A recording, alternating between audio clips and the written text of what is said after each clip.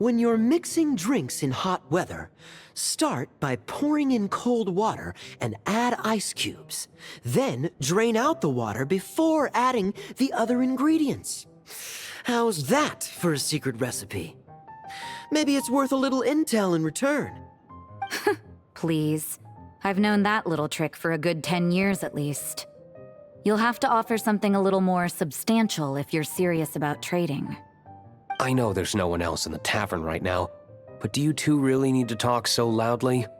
Especially if you're supposed to be exchanging confidential information. Kaeya! Rosaria! DILUC! Paimon knew we'd find you here! Looks like it's about to get even noisier. A little liveliness never killed anyone. Traveler, Paimon, what brings you our way?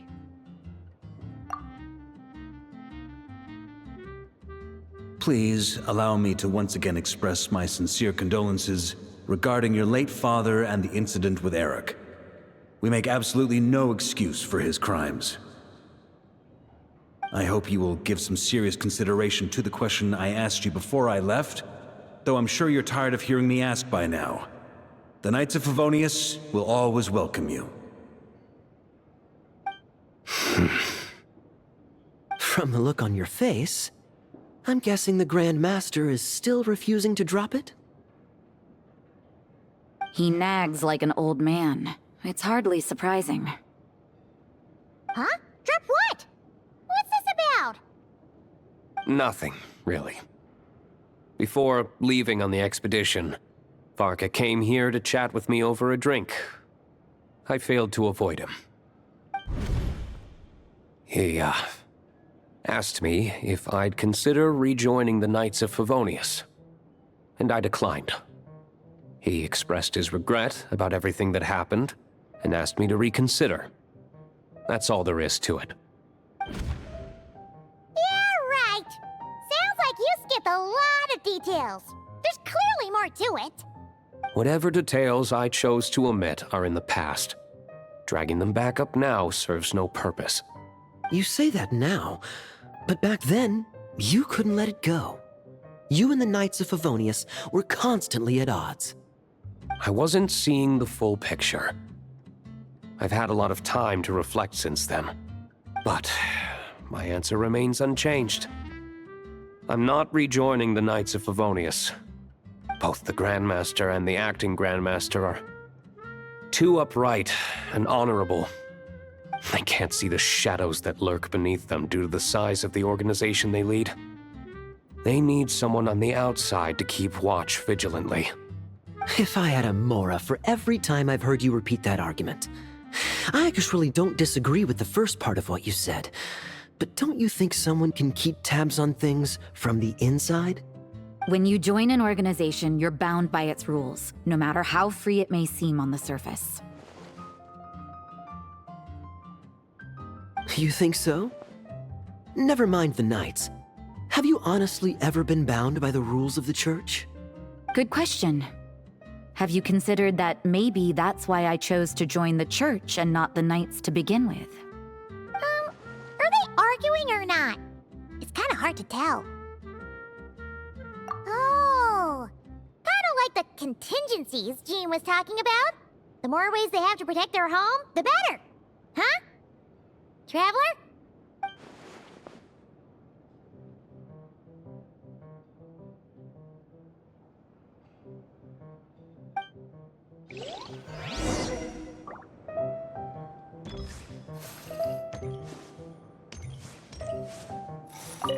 What should I report back to the Grand Master on?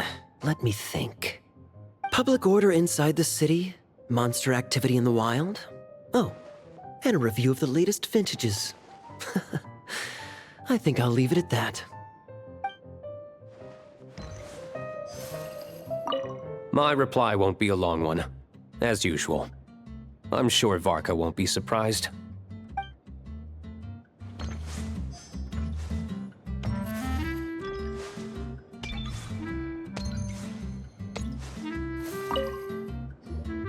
If you hadn't had to deliver that guy's mail, you wouldn't have been subjected to all this tedious arguing.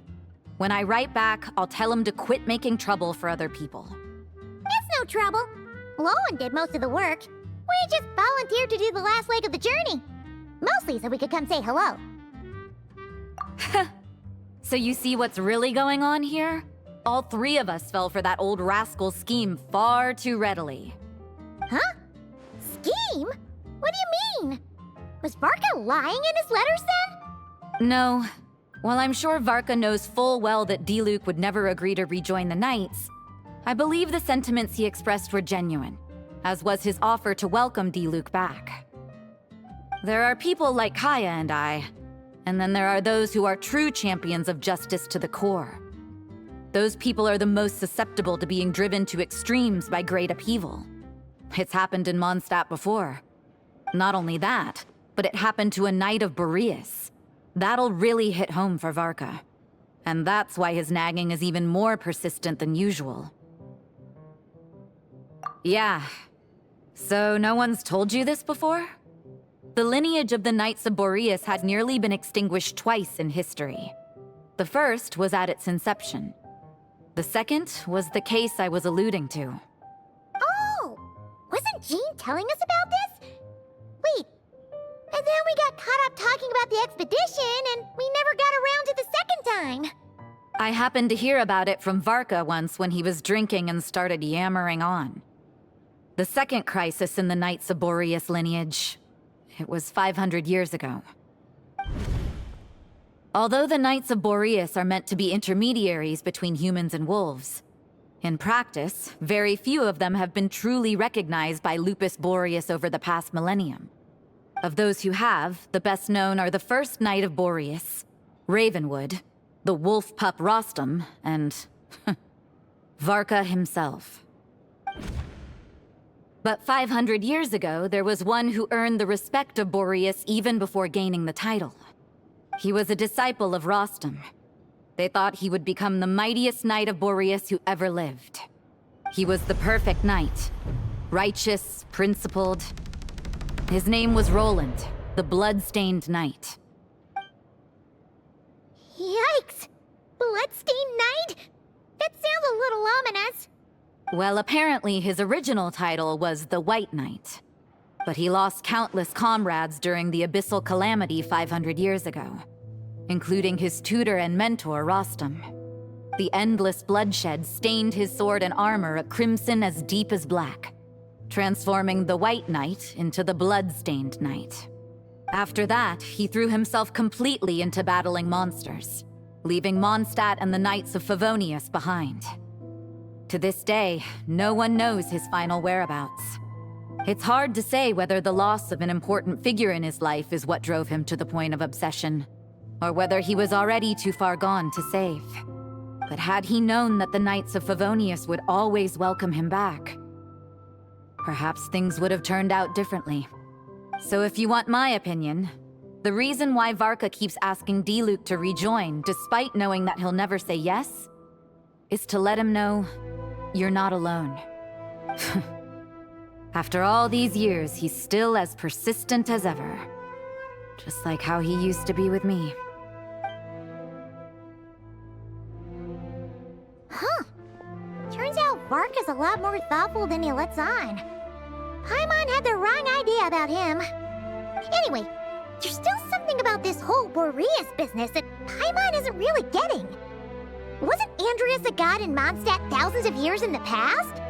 If so, why did Jean say that Boreas and the Wandering Knight only arrived here just 1,000 years ago? Plus, Paimon's super curious about what happened to Roland. That's a great idea! Jean said he hasn't been showing himself much lately, but he always seems happy to oblige whenever you show up. Let's go! Let me guess. You're heading to Wolvendom next? Say hi to Razor for me. Oh, but I'm not helping him write his response to Varka. He needs to learn to be independent.